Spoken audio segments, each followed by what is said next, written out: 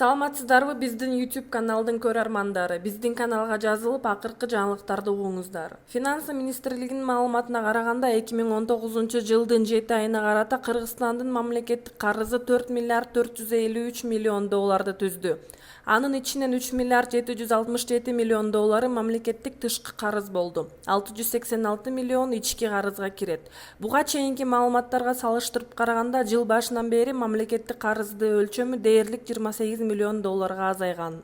Ал эми 8 айда мамлекеттик карызды тейлөөгө 16 миллиард сом жумшалган. Анын 8 миллиард сомдон ашууну тышкы карызды жабууга сарпталды.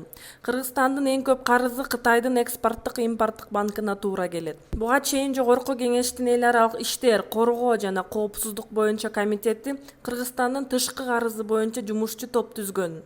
Анда быйыл октябрда мамлекеттин карызы боюнча парламенттик талкуу өткөрүү тууралуу чечими кабыл алынган. Бишкекте балдарды чала жаңылып сабаган шектүүлөр Жаныбек Бапышев менен Калысбек Сейитбековдун күнөөсү аныктала турган болсо 10 жылдан тарта өмүр бою абакка чейин кесилиши ыктымал. Бул тууралуу Бишкек шаардык ички иштер башкармалыгынын башчысы Канат Жумагазиев маалымат жыйынында айтты.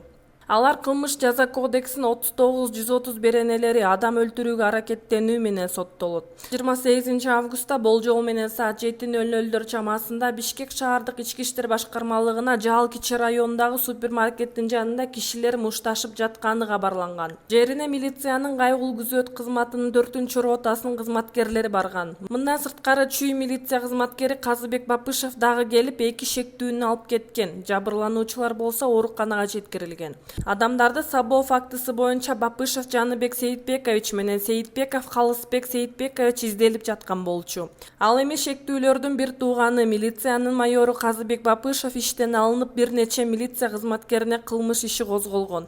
Мындан сырткары милициянын 2 кызматкери иштен алынып, дагы экөө катуу сөгүш алган.